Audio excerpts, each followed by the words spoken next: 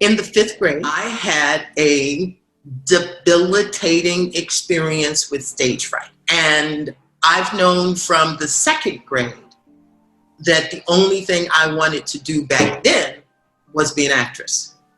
And the experience with stage fright, which I go into detail in my book about, the book was written from true passion and the desire to help us all live and be more fully alive. But the way in which trauma and stuck energy happens is that it can, the events can oftentimes go underground, and then you never know when something out of nowhere triggers that and recalls that information or experience back to mind, to conscious mind. And so my 5th grade trauma, where I literally was in front of the entire school auditorium and froze so badly that they had to come and pick me up like a little cardboard character and carry me off stage. So at one point that got triggered in my pursuit of my career.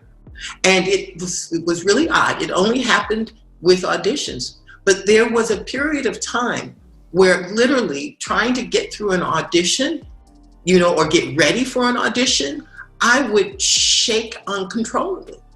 And the amount of time, that experience and the fear that it ignited would take up inside of me, it was like I had to make a commitment to freedom, because I really do believe that each and every one of us is whole, and it's just stuck energy, bad information that distorts our experience of ourselves.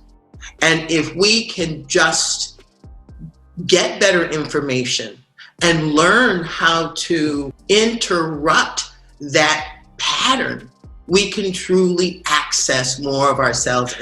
If in fact we all were to tell ourselves the truth, and that's a phrase that I use quite often because it prompts us into a deeper, more authentic consideration.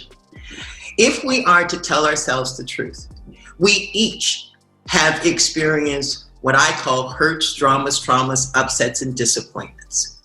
And, up until now, particularly in our culture, it has been practiced to not sort of acknowledge that as a truth, or to will ourselves beyond it, or just be strong and tough it out.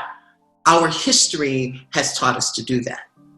The problem with that is that if in fact we take color off of these nervous systems, the truth is that our nervous system is always telling us the truth. And hurts, dramas, traumas, upsets, and disappointments that are not resolved actually are energy that gets stuck inside of us. And that stuck energy, just imagine the power of a train, let's say, moving through and being stuck, but the engine not being turned off. So you've got all of that metal, all of that energy, that force pressing against who you are in any particular moment with no place to go, because that hurt, drama, trauma, upset, or disappointment was never fully given the time it needed to process so that the energy could move through. And so inner fitness, exactly like physical fitness, is about being able to be aware and develop the mental, emotional, and spiritual awarenesses and practices that help energy inside of our bodies constantly and consistently process itself. And it can't do that without that being intentional. You cannot go to a gym and stand in the gym and actually have your muscles get, stronger and your body stronger and more erect by just standing in the gym. They're actual physical things that you must do to support your physical strength and resilience. And that is exactly the same case when it comes to inner fitness. There are things we haven't known these things, but I will tell you that these things are actually in books. They're in ancient philosophies. The answers have been here, but we have not been up until now because we are in new times. The conversation around mental health, that's a new mainstream experience, and it's just growing and it's going to grow, and that excites me. In inner fitness, it helps with all of that because it gives me such a deep understanding of the human condition and the pain that comes with not being seen or being challenged in a way that you don't know how to navigate. We all know what that's like. We just need to be aware that if we are not paying attention to the information that is real, then we will live our lives just getting through it, having to circumvent certain areas of ourselves so that we don't have to think or feel about the stuff that's uncomfortable.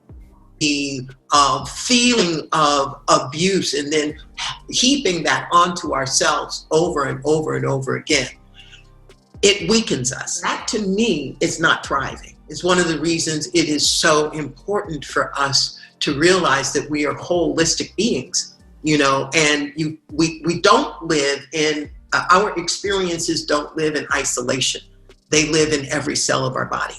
And we must be aware of that. I am committed to living my life so fully alive that when I die, that's what you get to put on my tombstone. She lived her life constantly moving into the greater parts of herself with the aim of being fully alive. Our inner fitness community, I invite you to stay, join, and learn to turn wellness concepts into action. Living life well takes practice, y'all. So simply click the subscribe button to practice together, grow this conversation, and change the world. I can't wait to read your comments and hear how your life changes for the better. Thank you for subscribing. Let's thrive.